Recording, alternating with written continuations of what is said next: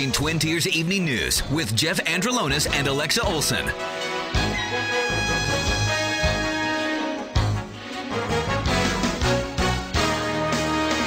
Now, from the Twin Tiers' biggest broadcast news operation, WVTT proudly presents Twin Tiers Evening News.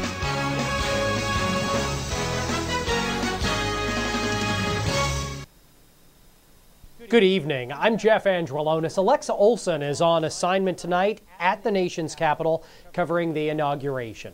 The big story tonight on Twin Tiers Evening News. History made for a second time in Washington, D.C. for the second inauguration of President Barack Obama. Our Alexa Olson is in Washington, D.C. She's been reporting live all day for our sister station, News Radio 96.7 WVTT. Here are some of the pictures she took. Now, the official date for the presidential inauguration was yesterday, January 20th, but because it fell on a Sunday, the president was sworn in during a quiet ceremony yesterday, and the inauguration festivities were pushed to today. During his inaugural speech, the president wove the words of the Founding Fathers and a tribute to Martin Luther King Jr., calling for America to carry on. The president says it's our generation's task to do what those pioneers for equality began. We, the people, declare today that the most evident of truths, that all of us are created equal, is the star that guides us still. Just as it guided our forebears through Seneca Falls and Selma and Stonewall, just as it guided all those men and women, sung and unsung, who left footprints along this great mall, to hear a preacher say that we cannot walk alone, to hear a king proclaim that our individual freedom is inextricably bound to the freedom of every soul on earth. Another local connection to the inauguration, as some St. Bonaventure students were also in D.C. today attending the inauguration.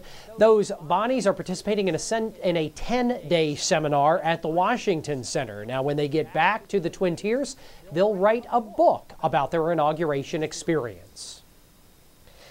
The Olean School District is fighting a nearly $7 million loss in funding within the last 4 years. Administration, Teachers Association, students, and staff rallied at Senator Catherine Young's office before marching to Lincoln Park today. They say it's a call to action and explained what the district is losing because of those budget cuts. We sent video journalist Andre Main out to take a look. The latest enrollment figures collected in November 2012 show 2,225 students. Have somewhat disregarded the overall meaning behind having a public education system. Education should be about what it was initially constructed for, organizing a structured and appealing and captivating environment for youth to obtain the enlightenment and life lessons necessary for their future decisions and citizenship. Every child is guaranteed a sound basic education. Instead of making sure every child in New York State receives a sound basic education, the governor's solution is to have districts like Olean, Allegheny Limestone, Hinsdale, and Portville compete for grant monies. This idea is rather ridiculous when the governor isn't even ensuring a sound basic education, again, granted by the state constitution, for kids in poorer districts throughout New York State. The governor loves competition and feels competing for grants and competing to have better test scores will improve education in the state. I think today we had a wonderful turnout. It looks like we had around 100, 150 people out here today. We're supporting education. We're supporting the fact that the governor over the past few years has cut at least $6.9 million out of our education funding, and we need to tell Kathy Young and Joe Giglio that we need their support in order to get that funding back to education. For her part, Senator Catherine Young tells WVTT it's extremely challenging for the Olean district to maintain the same level of staffing, overhead expenses, and programming when you're losing such a large amount of the school's population. She says the Olean School District has 400 fewer students now than it did in 2003.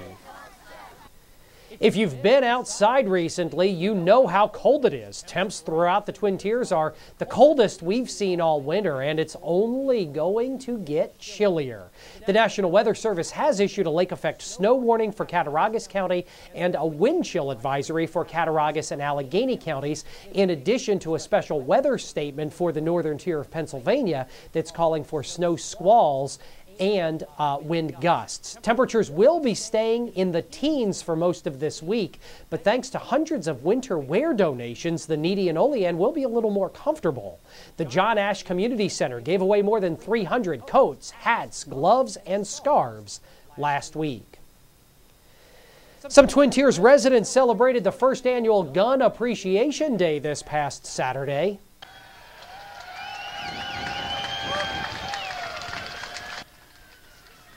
There were lots of gatherings across western New York. One viewer attended one in Foster Township. He says there were nearly 50 people there. Another gathering saw nearly 2,000 gun enthusiasts celebrating Gun Appreciation Day in Buffalo's Niagara Square. Viewer Ralph Brooks sent us this video. Many Western New Yorkers utilized the opportunity to protest recent legislation like Governor Cuomo's New York Safe bill, saying that bill infringes on their Second Amendment gun ownership rights. The Newtown, Connecticut shooting has got a lot of people worried. We talked with Olean Police Chief Terry Schnell last week about the measures the police department is taking to make schools more safe. Now he says the city should budget $70,000 to purchase new equipment. One item on Chief Schnell's list is to replace the department's pump-action rifles with semi-automatic M4s. In other news tonight, one Allegheny County man will be spending the next year in prison. 35-year-old Nicholas Poltz pleaded guilty to defrauding the Symphony Company of nearly $28,000. Poltz will pay restitution in addition to his prison sentence. It's a winter tradition for Boy Scouts in McKean County. The Elk Lick Scout Reserve in Farmers Valley hosted the annual Klondike Derby for area Boy Scouts. That event has been going on since 1949. It gives scouts the opportunity to work on team building and survival skills while participating in events based on the historical Klondike Gold Rush.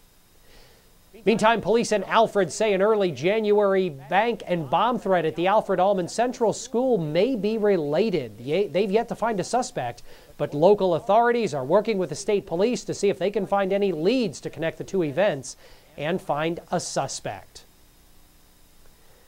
Hope, healing, nonviolence, and the work of Martin Luther King Jr.